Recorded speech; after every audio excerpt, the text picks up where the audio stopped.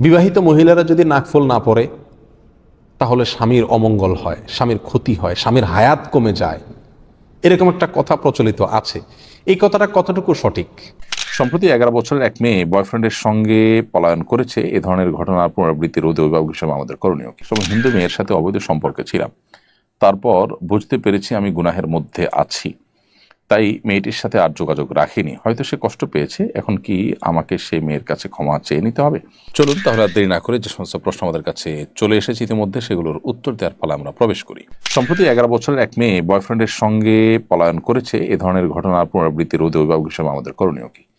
প্রিয় দর্শক, আমি বিনয়ের সাথে আপনার সাথে একটু ভিন্ন পোষণ করছি। এই যে আপনি যে শব্দটি ব্যবহার করেছেন, মেয়েকে বলেছেন সে তার বয়ফ্রেন্ডের সাথে পালিয়ে গেছে, এই শব্দটির ব্যবহার এবং এই জাতীয় শব্দ যেগুলো আছে, যেমন অমুকের গার্লফ্রেন্ডের সাথে সে চলে গেছে, এগুলোর ব্যবহারটা আসলে এ ধরনের কাজগুলোকে এক ধরনের সহজীকরণ করা হয়, অর্থাৎ এগুলোকে স্বাভাবিকরণ করা হয়। অথচ ব্যাপারটা এরকম যে একটা মেয়ে একটা ছেলের সাথে জেনার সম্পর্কে জড়িয়েছে, অর্থাৎ এটা একটা অপরাধ এবং পাপ সে করেছে। সেইভাবে না বলে আমরা এমনভাবে বলি যে এটাকে আসলে একরকম স্বাভাবিক করা হয়। আমাদের নিজের অজান্তে হয়তো এগুলো হয়, তো এগুলো আমাদের বর্জন করা উচিত। আর এ ধরনের ঘটনা বন্ধ করতে হলে অভিভাবকদের মধ্যে দিনই চেতনা নিজেদের মধ্যে থাকতে হবে, সন্তানদের মধ্যে দিনই চেতনা জাগাবার মানসিকতা থাকতে হবে। তাদেরকে যে প্রতিষ্ঠানে দিবেন, যে শিক্ষা ব্যবস্থায় তাদেরকে শিক্ষিত করবেন, সেটা তাদেরকে আসলে সমস্ত মোরাল দিকগুলোর ব্যাপারে যত্নশীল হয় কিনা। যদি না হয় তাহলে গাছ যা লাগাবেন ফল তাই পাবেন, সেটাই সাধারণ। টুপিতে যদি কাবা শরীফের ডিজাইন থাকে তাহলে ওই টুপি দিয়ে নামাজ পড়লে কোনো সমস্যা হবে কিনা? না, কোনো সমস্যা হবে না, নামাজ হয়ে যাবে। এমডি শরীফ উদ্দিন আপনি লিখেছেন, ইউরোপে ফুড ডেলিভারির জব হালাল কিনা? ইউরোপে ফুড ডেলিভারির জব যদি আপনি করেন সেটা হালাল হতে পারে যদি হালাল ফুড হয়, কিন্তু আমি জানি সেখানে হালাল ফুডের চাইতে হারামের পরিমাণ বেশি থাকে। প্রত্যেকটা ফুড আইটেমের সাথে বা প্রত্যেকটা ফুড ডেলিভারিতেই আপনার মাদকের ডেলিভারির ব্যাপারটা চলে আসে। শুকর সহ অন্যান্য হারাম তো থাকেই।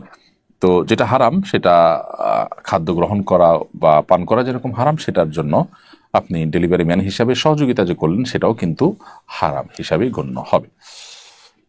এরপরে প্রশ্ন হলো, মার্কেট থেকে কিনে আনা নতুন জামা কাপড় না ধুয়ে নামাজ পড়া যাবে কিনা? উত্তর হলো, মার্কেট থেকে কিনে আনলে সেই নতুন কাপড় চোপড় ধোয়া জরুরি না, সেটা আপনি না ধুয়ে নামাজ পড়তে পারেন। হ্যাঁ, আপনি যদি অ্যালার্জি বা অন্যান্য সমস্যা স্বাস্থ্যগত কারণে ধোয়াটা প্রয়োজন মনে করেন, সেটা ভিন্ন বিষয়। শারীরিক দৃষ্টিকোণ থেকে এটা ধোয়া কোনো আবশ্যক নয়, কারণ হলো সেখানে কোনো নাপাক আপাত দৃষ্টিতে লেগে নাই। অতএব সেটা নাপাক আছে কিনা আমি জানি না, এরকম মনে করে সেটাকে ধোয়াকে আবশ্যক মনে করার কোনো প্রয়োজন নেই। ইসলামে কি বিয়ে ফরজ? আমি কি সন্ন্যাসী জীবনযাপন করতে পারি? ইসলামে বিয়ে সবসময় ফরজ নয়, তবে যে ব্যক্তি বিয়ে না করলে পাপাচার লিপ্ত হয়ে যেতে পারে, তার চরিত্র নষ্ট হতে পারে, অথচ তার বিবাহ করবার শক্তি সামর্থ্য আছে, তার জন্য বিয়ে করা ফরজ। আর সন্ন্যাসী জীবনযাপন করবার কোনো সুযোগ নেই ইসলামে। হ্যাঁ, আপনি যদি বিয়ে না করে থাকতে চান, অন্য সব ঠিক আছে, পারিবারিক যে বন্ধনগুলো সবই ঠিক আছে, জাস্ট আপনি বিয়েটা করছেন না, তো এটা জায়েজ আছে যদি আপনার চরিত্রকে আপনি হেফাজত করতে পারেন। কিন্তু বিয়ে করে যদি আপনি সমাজে অন্যান্য কাজের সাথে তাল মিলিয়ে আপনি ভালো মানুষ হিসাবে টিকে থাকতে পারেন, সেটা হবে সবচেয়ে উত্তম। কারণ নবী সাল্লাল্লাহু আলাইহি ওয়াসাল্লাম সব বেশিরভাগ নবী রাসূলগুলো বিবাহ শাদী করেই তারা নবী রাসূলের দায়িত্ব পালন করেছেন। বন্ধুদের সাথে মজা করে কি মিথ্যা কিছু বলা যায়? মিথ্যা সবসময় না জায়েজ, হারাম, জঘন্য অপরাধ, কবিরা গুনাহ। বন্ধুদের সাথে যদি রসিকতা করে আপনি মিথ্যা কথা বলেন, তারপরে সেটা কবিরা গুনাহ। নবী সাল্লাল্লাহু আলাইহি ওয়াসাল্লাম বলেছেন, আল্লাহ রাব্বুল আলামিন ওই ব্যক্তির জন্য জান্নাতের অভ্যন্তরে একটি প্রাসাদ নির্মাণ করবেন যে ব্যক্তি মিথ্যা কথা বলে না, যদি সেটা ঠাট্টার ছলে হোক, মজা করে হোক। বিধায় মজা করেও মিথ্যা কথা বর্জন করা, এটা ইমানদারের জন্য খুবই গুরুত্বপূর্ণ একটি আমল, এবং এই আমলটা আমাদের করতে হবে যদি আমরা জান্নাতি হতে চাই, আল্লাহর নিয়ামত যদি পেতে চাই। বিভিন্ন কম্পিটিশন আয়োজনের ক্ষেত্রে দেখা যায় কম্পিটিটরদের কাছ থেকে এন্ট্রি ফি নেওয়া হয়। এই ফি আয়োজনের বিভিন্ন খাতে, বিশেষ করে পুরস্কারের ক্ষেত্রে ব্যবহারের বিধান কি? দেখুন, বিভিন্ন কম্পিটিশনে কম্পিটিটরদের কাছ থেকে যে এন্ট্রি ফি নেওয়া হয়, এই এন্ট্রি ফিটা এটা কি কাজে, এটার কি আদৌ কোনো প্রয়োজন আছে কিনা, এটার যৌক্তিকতা কতটুকু, ভর্তির ফি হিসাবে শিক্ষার্থী যেরকম দেয় সেই টাইপের যদি হয়, অথবা পরীক্ষার খরচ যাবৎ যে পরীক্ষার ফি নেওয়া হয় সে টাইপের যদি হয় তাহলে এটা জায়েজ। কিন্তু মূলত তাদেরকে যে পুরস্কারটা দেওয়া হবে এইখান থেকেই মূলত সেটা দেওয়া হবে, এই টাইপের যদি হয় তাহলে সেটা জুয়ার মধ্যে পড়বে। এরপরে জান্নাতুল আপনি লিখেছেন, আমার ভাই নটরডেম কলেজে পড়াশোনা করছে, সেখানে ক্রস চিহ্ন আছে এবং ইউনিফর্ম ও ব্যাগ ব্যবহার করতে হয়। ইউনিফর্মের ক্রস নষ্ট করা হলেও ব্যাগেরটি করা হয়নি। ব্যাগটি ব্যবহার করে আমার ভাই কি কুফরি করছেন?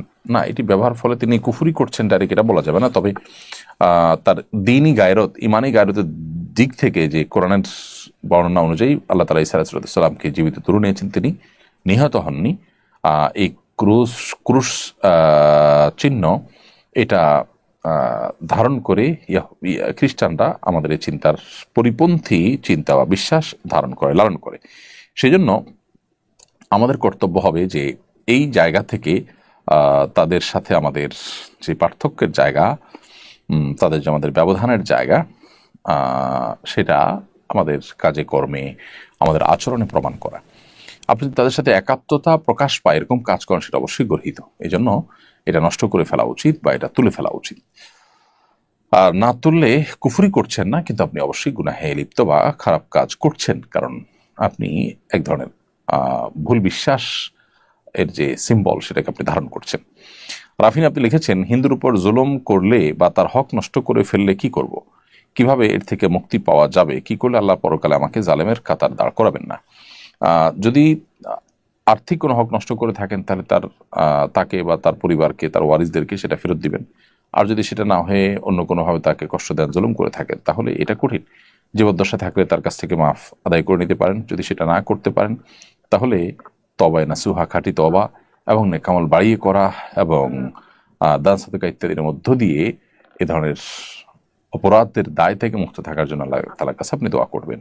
এছাড়া আপাত দৃষ্টিকোণ থেকে নিশ্চিত তার কাছ থেকে দায় মুক্তির কোনো উপায় কিন্তু খোলা থাকে না, খুবই ডেঞ্জারাস বিষয়। মোহাইমিনুল আপনি এআইডি থেকে লিখেছেন, একসময় হিন্দু মেয়ের সাথে অবৈধ সম্পর্কে ছিলাম, তারপর বুঝতে পেরেছি আমি গুনাহের মধ্যে আছি, তাই মেয়েটির সাথে আর যোগাযোগ রাখিনি। হয়তো সে কষ্ট পেয়েছে, এখন কি আমাকে সেই মেয়ের কাছে ক্ষমা চেয়ে নিতে হবে?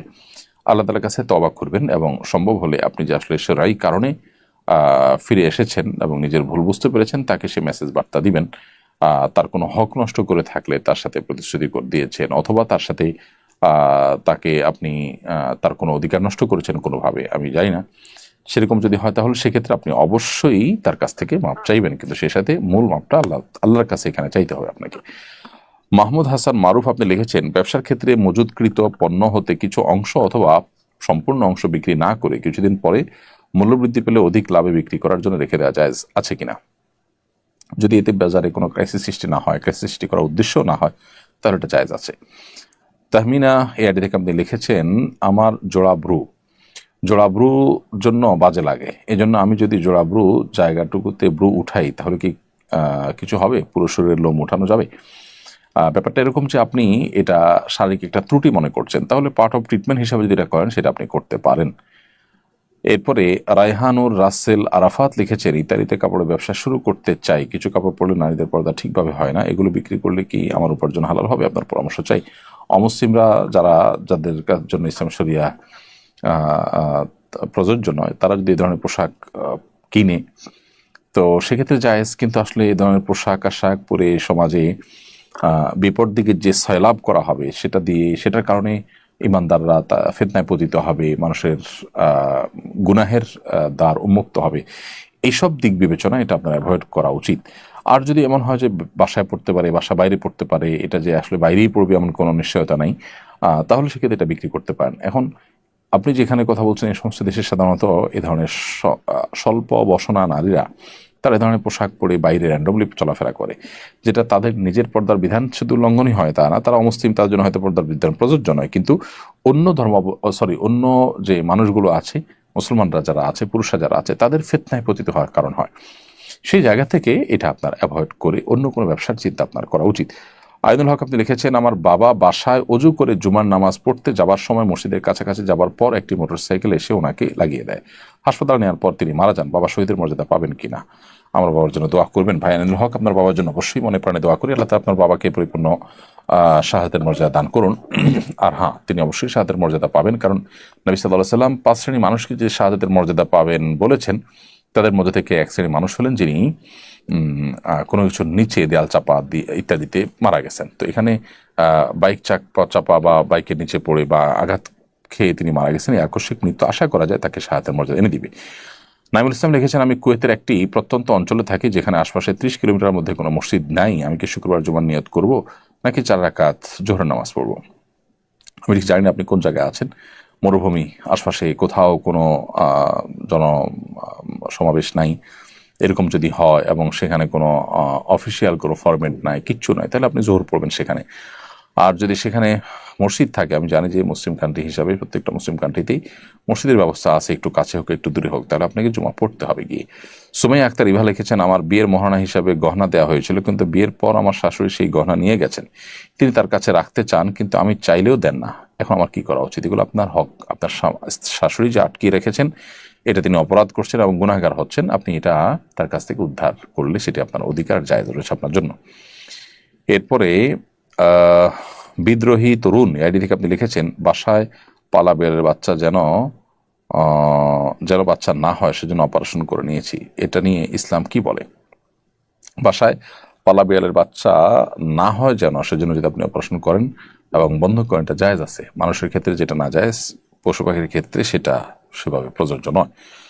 রাবিয়া আখি আপনি লিখেছেন, আমার মাসিকের 7-8 দিন আগে থেকে অল্প পরিমাণে কিছু রক্ত যায়, সে অবস্থায় কি আমি নামাজ রোজা আদায় করতে পারবো?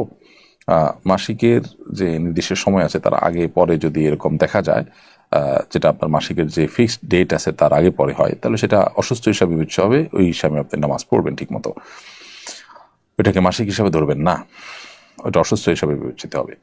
মোহনা খাতুন লিখেছেন, সন্তানের নামে কোনো ধরনের কসম করা যাবে কি না বা প্রমিস করা যাবে কিনা? না, কসম করলে সেটা আল্লাহর নামেই শুধু হতে হবে। নবী সাল্লাল্লাহু আলাইহি ওয়াসাল্লাম বলেছেন, মান আরাদা আন ইয়াহলিফা ফালইয়াহলিফ বিল্লাহি আও লিয়াসমুত। কেউ শপথ করলে সে শুধু আল্লাহর নামে শপথ করবে, আর না হলে চুপ থাকবে। এই জন্য সন্তানের নামে, সন্তানের মাথা ছুঁয়ে ইত্যাদি শপথ করা যাবে না। এনটি উদ্দিন লিখেছেন, আমার পিতা জীবিত অবস্থায় আমার মায়ের নামে জমি কিনে বাড়ি করে দিয়েছেন। বর্তমানে মাতা উক্ত সম্পদটি সন্তানদের মাঝে বন্টন করে দিতে চান। সেটা তাহলে কিভাবে বন্টন করতে হবে? যদি সন্তানদের মুখে জীবদ্দশা দিতে চান, সেটা উপহার হিসাবে বিবেচিত হবে। উপহার হলে সমান হারে দিয়ে দিবেন। আর ওয়ারিস হিসাবে তারা প্রত্যেকটা সম্পদের ভাগিদার হিসাবে যদি তাদেরকে দিতে চান, তাহলে সেটা মৃত্যুর পরেই বন্টন হবে। জীবদ্দশায় তিনি শুধুমাত্র কোরআনের বর্ণনার আলোকে হারটা ঠিক করে ওসিয়ত করে দিয়ে যেতে পারেন, যেন এটা সঠিকভাবে বন্টন হয়।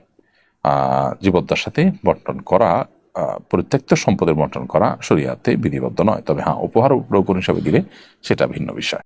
বিবাহিত মহিলারা যদি নাকফুল না পরে, তাহলে স্বামীর অমঙ্গল হয়, স্বামীর ক্ষতি হয়, স্বামীর হায়াত কমে যায়, এরকম একটা কথা প্রচলিত আছে। এই কথাটা কতটুকু সঠিক? এর জবাব হলো, ভাই, আল্লাহ সুবহানাহু ওয়া তাআলা প্রত্যেকটা ব্যক্তির হায়াত ঠিক করে দিয়েছেন। স্ত্রীর নাকফুলের উপরে স্বামীর হায়াত ঝুলে নাই। স্বামীর হায়াত আল্লাহ সুবহানাহু ওয়া তাআলা যা নির্ধারণ করে রেখেছেন তাই তিনি ভোগ করবেন, তার একদিন আগেও তিনি মরবেন না। অতএব স্ত্রীর নাকফুল পড়ুক আর না পড়ুক, তাতে স্বামীর হায়াতে কোনো প্রকার কম বেশ হবে না। হিন্দুদের মধ্যে এই বিশ্বাস আছে যে স্ত্রী যদি শখা না পড়ে, স্ত্রী যদি চুড়ি না পড়ে, আপনার বিবাহিত স্ত্রী যদি আপনার নাকফুল না পড়ে, অথবা এগুলো হারিয়ে যায়, অথবা এগুলো ভেঙে যায়, তাহলে স্বামীর কপাল পুড়ছে। এই ধারণা কাদের মধ্যে আছে? হিন্দুদের মধ্যে আছে। তো হিন্দুদের থেকেই এই বিশ্বাসটা আমাদের সমাজে কিভাবে যেন চলে আসছে। এই বিশ্বাস ইমানের সঙ্গে অসঙ্গতিপূর্ণ বিশ্বাস, বিধায় এটা বিশ্বাস করা যাবে না। নাকফুল বা চুড়ি এগুলা বিবাহিত মেয়েদের জন্য পরা উত্তম, স্বামীকে খুশি করার উদ্দেশ্যে বা নিজেকে সাজাবার উদ্দেশ্যে। অবিবাহিত মেয়েরাও যদি চায় তারাও পড়তে পারে, বিবাহিত মেয়েরা চাইলেও পড়তে পারে, আর চাইলে নাও পড়তে পারে, খুলেও রাখতে পারে। আর যদি ভেঙেও যায় বা হারিয়েও যায়, তাতে স্বামীর কোনো ক্ষয়ক্ষতি হবে না, এরকম বিশ্বাস রাখা উচিত নয়। এটা ইমানের সঙ্গে সাংঘর্ষিক একটা বিশ্বাস। মানুষের ভালো এবং মন্দ এটা কার হাতে? আল্লাহর হাতে। নাকফুল বা কানের দুল, চুড়ি এগুলোর সঙ্গে ভালো মন্দের কোনো সম্পর্ক নাই। এই বিষয়ে কোরআন সুন্নাহর কোনো বর্ণনা নাই, কোনো জাল হাদিসে এরকম কোনো কথা বলা হয় না। এটা নিছক কুসংস্কার।